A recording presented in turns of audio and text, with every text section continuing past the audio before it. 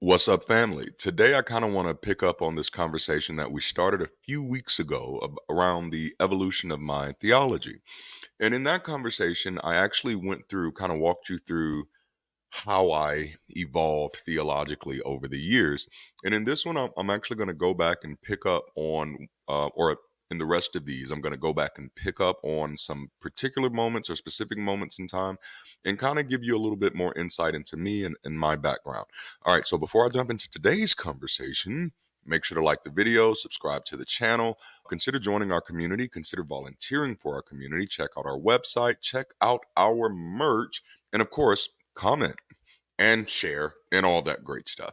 And of course, all of our links are in the description, so check those out. This conversation, I want to tell you about that time I got kicked out of church for being homeless, right? This should be a good one. Okay. And this story actually will not go the way that some of you are thinking that it may go.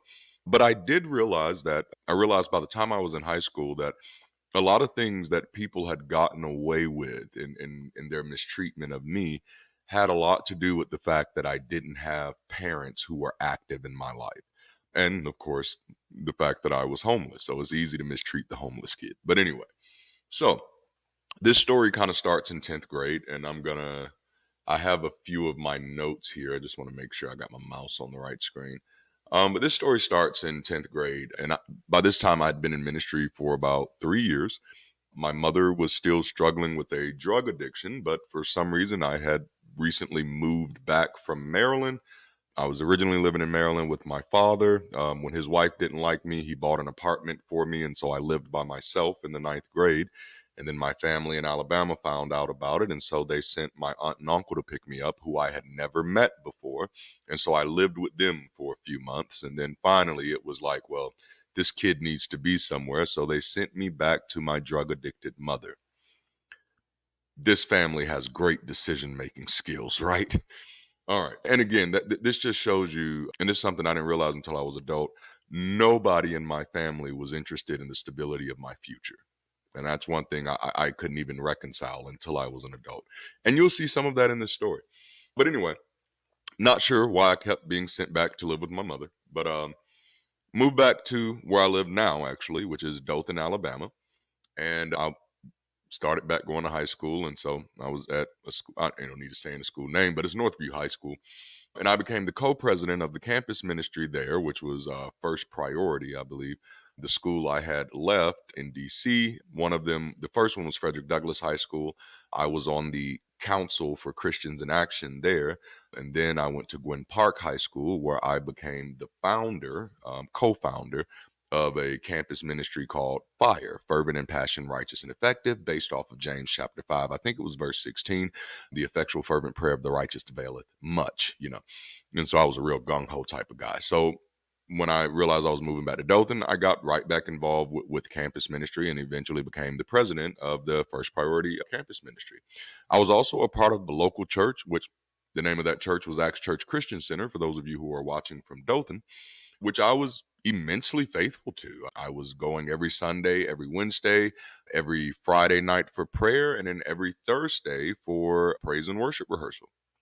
I had begged my mom several times to visit the church with me because I was super excited about the things that God was doing in my life. And of course, for those of you who followed my deconstruction story, you know that one of the very reasons I got saved was because I wanted my mother to get saved. I wanted my mother to be delivered from the demons and that she'd become a better person. And so my mother did get delivered from the demons, and she even got delivered from the drugs, but she still didn't become a better person.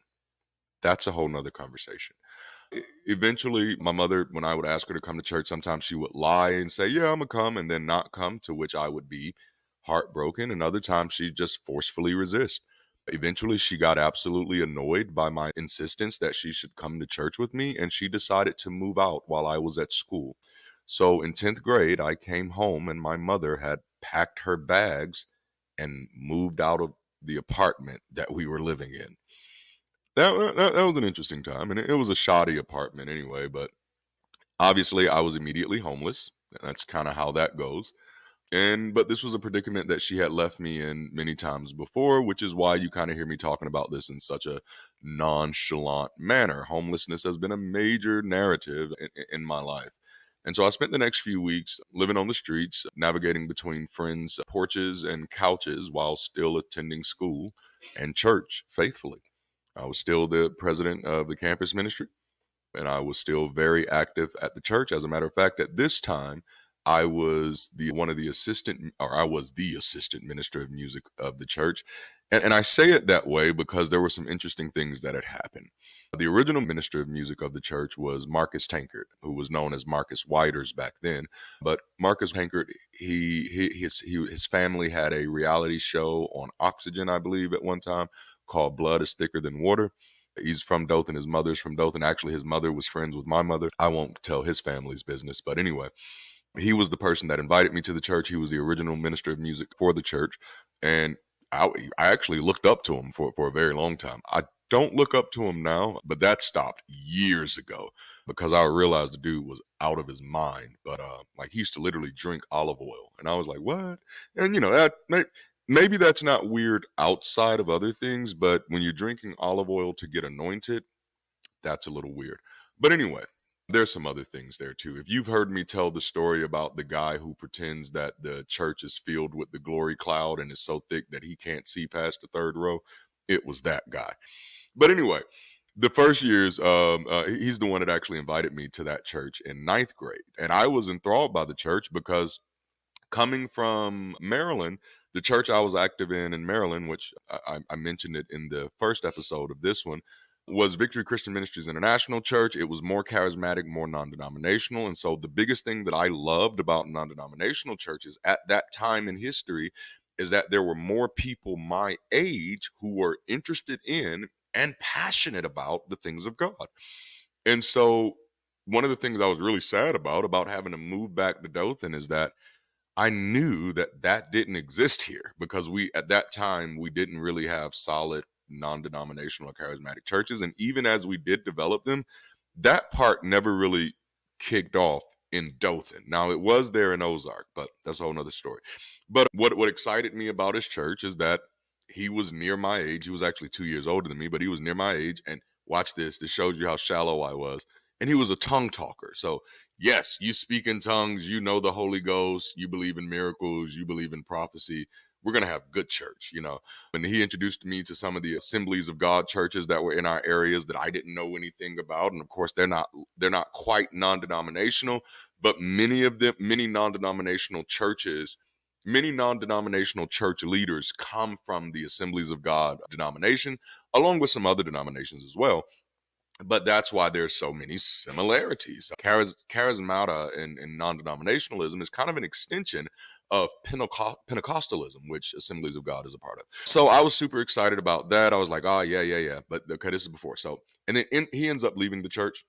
He ends up moving in with his father, a world-renowned musician, Ben Tankard, who lived in Tennessee at the time. So he left the church and he believed that I was going to be the person who kind of took up the charge after him, took up the mantle. And for whatever reason, the pastor was like, nah, not him. So they went and literally hired a guy that did not fit the church at all. And when I say this, I'm not trying to be racist, but I just want you to understand. The church was 100% black. And the pastor couldn't find anybody else to fill the position. He didn't want me to fill the position, did not have any reasons why, but just did not want me to fulfill the position. And so he went out and hired a white guy from a Southern Baptist church. He went out and hired a Southern Baptist minister of music for a non-denominational charismatic church.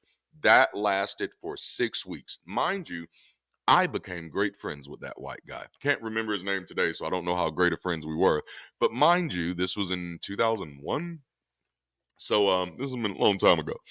But he and I actually became great friends. He introduced me to great music. He's actually one of the first people who taught me how to read music. Prior to that, I had been playing by ear, which I still primarily play by ear. As a matter of fact, the first song I learned how to play reading music was a song he introduced me to, which was called Above All by Michael W. Smith. I can almost remember all the lyrics to it. I'm almost sure I can still play it by ear, of course. But the guy was great. Like, he was excellent. But after 6 weeks, he was just like, this is not a good fit for me, because praise and worship was becoming more normalized in the U.S. and in black churches in particular. And in all churches, it was because of that Hillsong movement and the Lakewood movement combined. So you got people like Darlene Sheck and Israel Houghton at the time that are making music. So it did kind of make it easier for him to survive for like 6 weeks. But then after that, it was like, this is very uncomfortable for me. This is a cultural clash. I don't know why I was picked. And so he resigned. And when he resigned, he gave me his church key and endorsed me for the position as the person who did before him. The pastor still, for whatever reason, didn't think I should be the person for the position, but did not object to me getting a key and did not object to me actually doing the work of the position. So over the next few weeks, I did all the work of the position without any of the acknowledgement or any of the credit. And at the time, I didn't care. I was just glad to be able to use my gift in the service of the kingdom of God, right? So, yeah, I had to.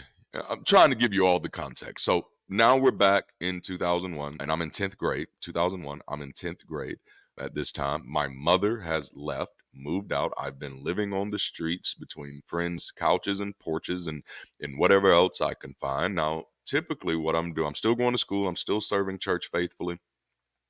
I have a few friends who will let me go by their house and shower and stuff. And I have a bag of clothes that I'm keeping with me, which of course get real redundant, which is actually one of the reasons to this day I'm not a brand person and I don't buy a lot of clothes. That, I don't want to say it taught me, but I learned a lot from life experiences. And one thing that I learned is that clothes just aren't that important to me. So I'm not the type of person who feels like I have to have a different shirt for every day of a month. I'm not that type of person at all. I kind of feel like that's a little pedantic and shallow. But anyway, so those things formed me. So after school, on days that we didn't have church, I would just hang out with my friends and walk the streets at night, literally trying to tell them about the goodness of God while I was homeless, So I'm telling them about the goodness of God and trying to get them to come to church with me and letting them know that God is doing amazing things and he is able to do powerful things and he can change their lives. This God who could not keep my mother from abandoning me in 10th grade, which again wasn't the first time she had done it. The thing that had led me to God in the first place was that I had this horrible mother. Not just this horrible mother, but that I had horrible parents. I had a horrible family. And I thought that if I served God, God would save them. And it turns out, no, they were exactly who they chose to be.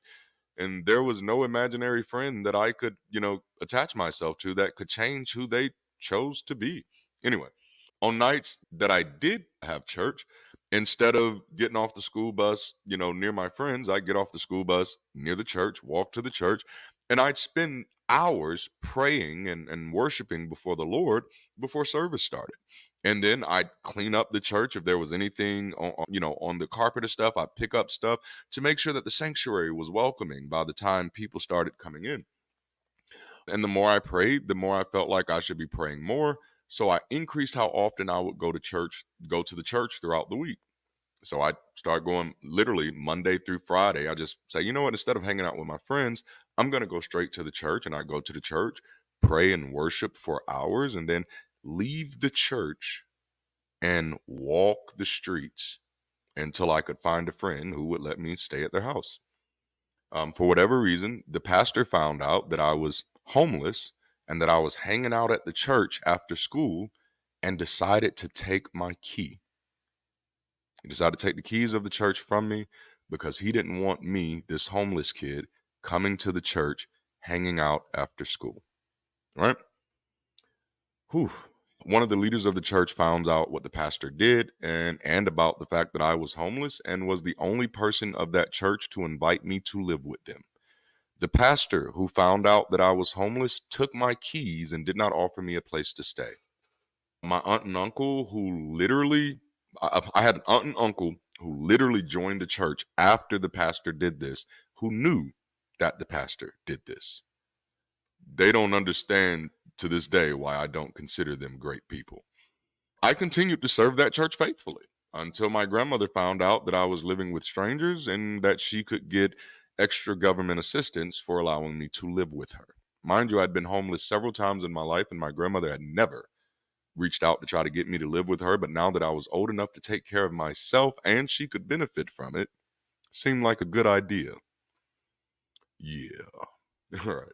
So I had to move in with my grandmother, who lived about 30 minutes away. I tried to continue serving in that church faithfully, but the church van could couldn't afford to continue to pick me up from Ozark, 30 minutes away, and my aunt and uncle, who joined the church after the pastor stripped me of my key, knowing that I was homeless and did nothing to offer me a place to stay. They also were too busy to give me a ride to this church. So I could no longer go to the church. So I had to leave the church, which I did in writing. I sent them a letter and let them know how heartbroken I was that I couldn't come anymore, that anybody couldn't pick me up. But I move on rather quickly. There was a church in Ozark that I got involved with, and I actually rather enjoyed my time at that church for the most part. That church was pretty damn awesome in its treatment of me. I can't say the same for its treatment of others. I have some stories. 2 years later, as a senior in high school, I found that the church that I had to leave was still looking for a minister of music since I had left. And I remember a position that they wouldn't give me, but I had been fulfilling for almost 6 months before leaving. It was a paid position, and I thought how awesome it would be. I could return to this church and do that position. And I had my own transportation now, so I did decide to apply.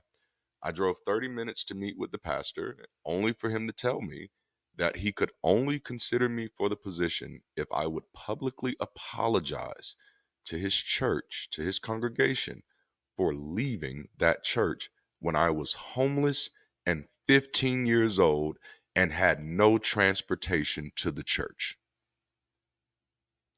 That was in 2001. For anyone who dares attempt to question my sincerity, I stayed faithful in Christian ministry for 13 years after this glaringly bullshit of a situation. Silly me, right? Thank you for hanging out with me. Until next time, keep rising.